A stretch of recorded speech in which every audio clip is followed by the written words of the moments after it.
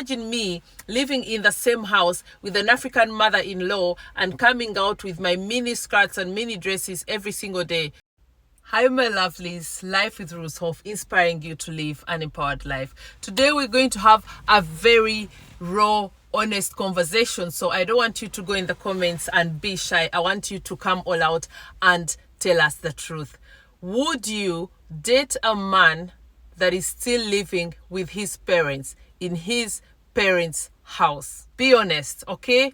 Or have you ever dated a man that is still living with his parents? If you ask me right now, for me, that's a total deal breaker. There's no way whatsoever I'm going to date a man that is still living in the same house with his parents. And listen, it's not that I have anything against the parents, but dating a mama's boy is tough. Especially dating a man who is not ready to be a man himself, if you know what I mean. I'm not saying the man shouldn't have a good relationship with his parents. I'm a mom myself, I'm a boy mom, so I want my kids to have a good relationship with me. But what I'm saying is, I don't want to date a man who is still like stuck into his boyhood era, if you understand where I'm getting to. So one would say, what are the contras and pros? Before we even get into the contras and pros, I would start with, it also depends on the culture. For example, here in Europe and Germany, it's very normal to find men that still live with their parents, and this has to do with finances, or because the parents want the son to inherit the property, and maybe they have a big house and he has like his separate space, like apartment. It is possible, and it doesn't necessarily mean this person is a loser. But if you come into the picture as a wife, as a girlfriend, it can make everything very, very complicated. I think that's one of the deal breakers. So when we compare, for example, Africa and Europe, in Europe, it's kind of normal. Like it happens a lot that sons still live with their parents. But in Africa, if you date a man who's still living in his parents' home, that is a red flag. That should be an absolute deal breaker, because that means that person is not yet established. Unless, of course, you're the kind of woman who says, I'm okay with that. Let's start together, build each other, start from zero, from grass to grace. Well, you can go ahead and date him and marry him. But if you're someone who's like, I want someone who is established, I want zero drama, I want to have my own space, then dating a man that is still living with his parents is an absolute no-go. So for me, I'm thinking, and why I wouldn't date one right now is, dealing with mothers-in-law or parents-in-law can be very, very tricky, you know? And especially when you're talking interracial relationships, it is possible that they don't like you, that they low-key don't like you. It is possible that maybe they are racially biased, but of course they're not going to tell you to your face, because they love their son. So imagine living in the same house with a mother-in-law that doesn't like you, that hates your guts. It's going to be a tough one. And then you're never going to have your own space, you know, like decorate your house the way you want, maybe change your garden and landscape it to your liking. Your parents-in-law are always going to be, you know, watching what you're doing. You can't even get freaky with your man. I mean, how do you get freaky with your man knowing your father and mother-in-law in the same house? Kind of weird, right?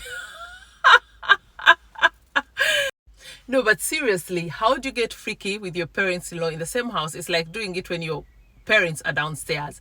But besides that, I'm someone, for example, who likes to have my own space. I want to have my own peace. I like to have my own autonomy and be able to decide, you know, what I want to do. Imagine you have a nosy mother-in-law who's going to be watching if you're cooking for her son or not. Probably she's even going to be cooking and baking for him and giving him the food, because again, she thinks maybe you're not the perfect match or you're not a good cook.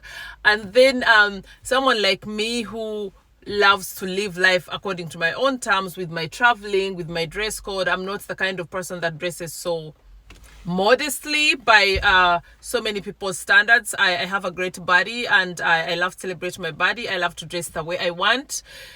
I think that can also be tricky, especially when we look at the African culture, for example. Imagine me living in the same house with an African mother-in-law and coming out with my mini skirts and mini dresses every single day. She's going to be like, this woman is for the streets.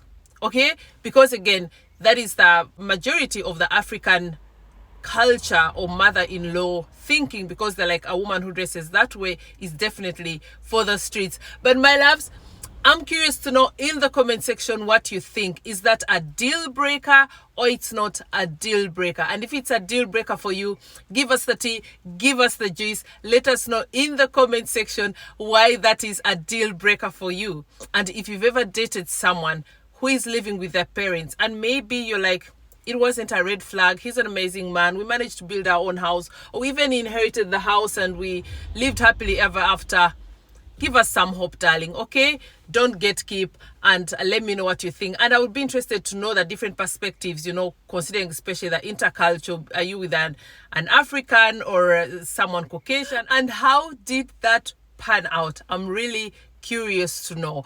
But for me, it's a no-go, it's a deal breaker, it's a red flag, despite the fact that I'm living in Europe and it's a very common practice.